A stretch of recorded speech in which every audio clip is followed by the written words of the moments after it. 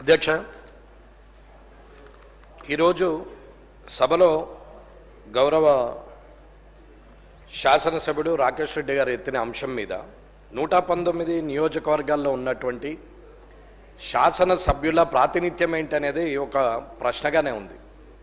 గత ప్రభుత్వంలో అయినా ఇప్పటి ప్రభుత్వంలో అయినా ప్రతిపక్షమా అధికార పక్షమా అనకుండా ఎమ్మెల్యేలకు ఉన్నటువంటి ప్రాతినిధ్యం ఏంటి, ఎమ్మెల్యేలు శాసనసభలో చేసే కార్యక్రమాలు కానీ లేదా తన నియోజకవర్గంలో ప్రజలచే ఎన్నుకోబడి శాసనం ద్వారా శాసనసభలో వచ్చినటువంటి వ్యక్తికి ఉన్నటువంటి విలువలేంటి అనేది ఒక్కసారి మీరు దాని గురించి చెప్పాల్సిన అవసరం ఉంది అధ్యక్ష.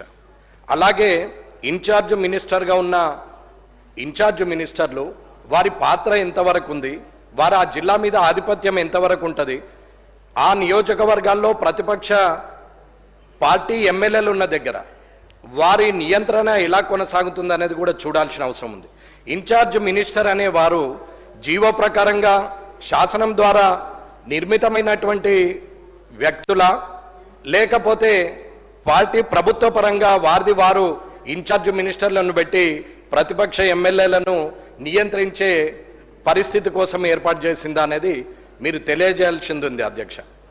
ఇక్కడ ఎవరైతే ప్రజలచే ఎన్నుకోబడిన వారు ఉన్నారో వారిని వదిలేసి ఇన్ఛార్జ్ మినిస్టర్ల ద్వారా ఓడిపోయిన వారు పారిపోయిన వారు కాన్స్టిట్యున్సీని వదిలేసి వేరే దగ్గరికి పోయి పోటీ చేసినటువంటి వ్యక్తులను వారి ద్వారా అక్కడ శాంక్షన్లు ఇవ్వడం అనేది ఎంతవరకు సబబ్ అనేది ఇన్ఛార్జ్ మినిస్టర్లు అందరూ కూడా ఆలోచించాల్సిన అవసరం ఉంది.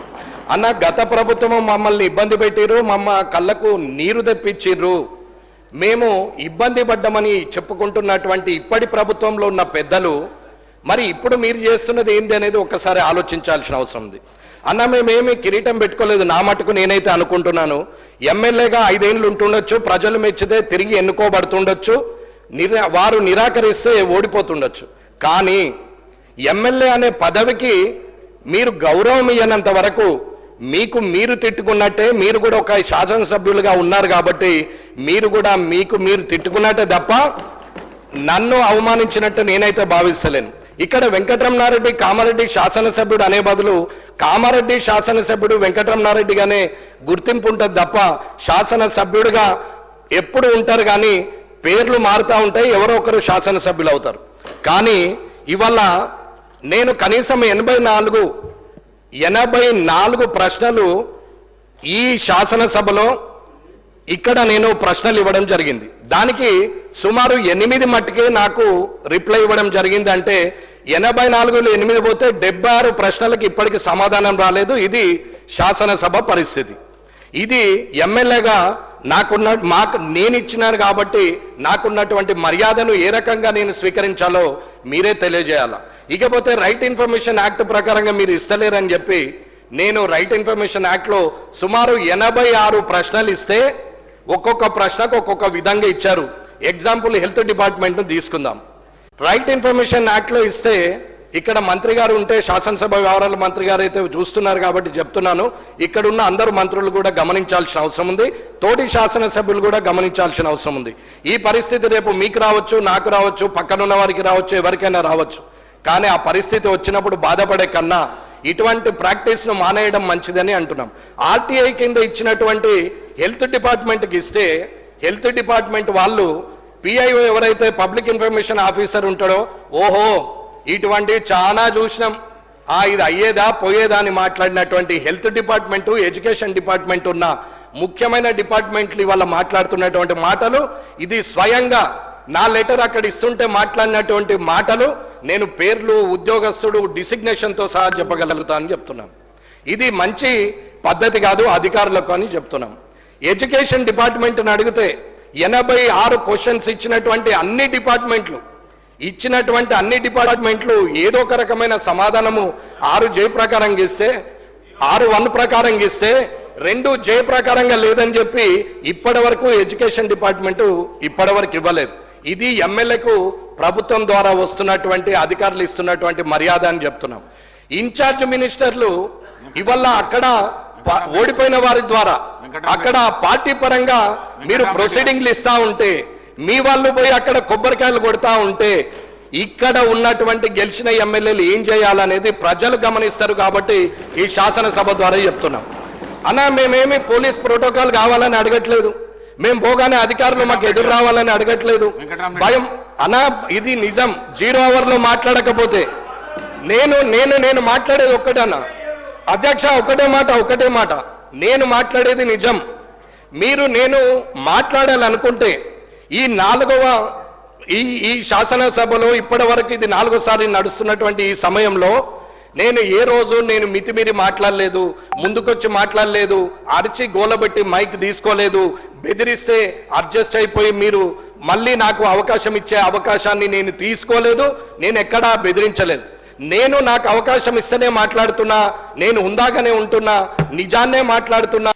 మీరు మంచి చేస్తే మంచి అని చెప్పినాము. ఆరోగ్యశ్రీ పథకం 10 లక్షలకు రేవంత్ రెడ్డి గారు ముఖ్యమంత్రి గారు పెంచితే నేనే ఆ కార్యక్రమానికి పోయి ఆయన్ని పొగిడినా తప్ప నేను ఆయనను తిట్టలేదు. ఇవాళ డైట్ ఛార్జెస్ పెంచితే నేనే హాస్టళ్లకు పోయి ప్రభుత్వాన్ని పొగిడినాం తప్ప ఎక్కడ తిట్టలేదు. పార్టీ పరంగా ఎన్నడూ మాట్లాడలేదు. ఎప్పుడు కూడా మంచిని మంచన్నం, చెడును చెడని చెప్పినాం. ప్రతిపక్షం అధికార పక్షం అనేది అది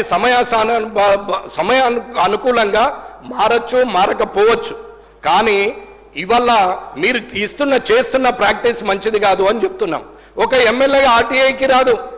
ఒక ఎమ్మెల్యేకి ఆర్టీఐ ఇన్ఫర్మేషన్ సరిగా లేనప్పుడు ప్రభుత్వం ఏం పని చేస్తుంది? ఇక్కడ ఉన్నటువంటి శాసనసభలో ఇవాళ ఎమ్మెల్యేగా అడిగిన 84 క్వశ్చన్లకు 8 మాత్రం వచ్చింది. 15 నెలల కాలమైంది. నేను ఇచ్చినటువంటి ప్రతి ప్రశ్న నా దగ్గర ఫైల్తో సహా ఉంది. ఏ రోజు ఎప్పుడు ఇచ్చినామనేది.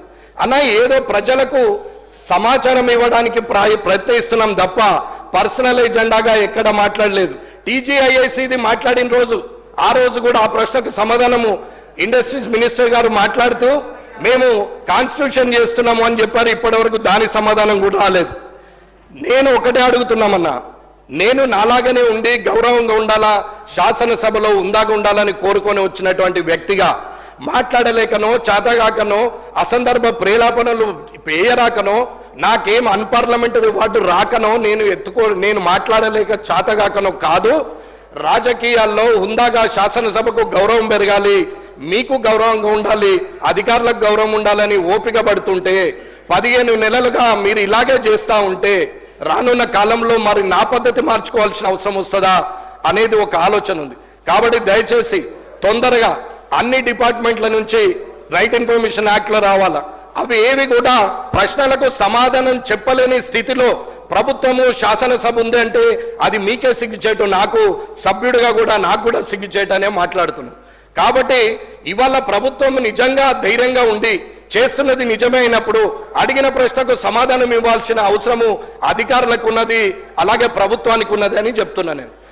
ఇది శాసనసభలో జరుగుతున్న ఈ 84 క్వశ్చన్లకు రైట్ ఇన్ఫర్మేషన్ యాక్ట్లో ఇచ్చిన ఆ 86 ప్రశ్నలకు ఇప్పటి వరకు 9% కూడా నా చేతికి అందనప్పుడు ప్రజలకు సమాధానం చెప్పే ధైర్యం మీకు లేనట్ట, లేకపోతే అది పర్సనల్ ఎజెండా అనుకొని మీరు ఏమన్నా ఆలోచిస్తున్నారా?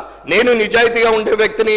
మీరు పోయి కామారెడ్డి నియోజకవర్గంలో ఎవరిని అడిగినా నా గురించి అందరూ చెప్తారు. ఆఖరికి కాంగ్రెస్ పార్టీ వాళ్ళు, బీఆర్ఎస్ పార్టీ వాళ్ళు కూడా నా గురించి మంచి చెప్తారు తప్ప చెడు మాత్రం చెప్పరు. ఇది నాకున్నటువంటి క్యారెక్టర్ అని చెప్తున్నాం. కాబట్టి ఈ మర్యాద మీరు ఎలా తీస్తారు, మీరు ఎలా ఇవ్వగలుగుతారో అధ్యక్షుల ద్వారా నేను ప్రభుత్వాన్ని కోరుతున్నాం. ప్రొటెక్షన్ గురించి అడగట్లేదు, పోలీస్ ప్రోటోకాల్ అడగట్లేదు. కానీ పనుల విషయంలో అక్కడున్నటువంటి ప్రజల చేత ఎన్నుకోబడిన వ్యక్తి ఇచ్చినటువంటి ఏవైతే పనులు ఉంటాయో అవి శాంక్షన్ ఇన్ఛార్జ్ మినిస్టర్ గారు చేయాలి. కానీ అసలే మొత్తానికే పక్కన పెట్టి మేమేదో చేస్తామంటే రానున్న కాలంలో ఊరుకునేది లేదు. నేనైతే ఇది హెచ్చరికగా మాట్లాడట్లేదు, ప్రభుత్వాన్ని రిక్వెస్ట్ చేసి మాట్లాడుతున్నాము.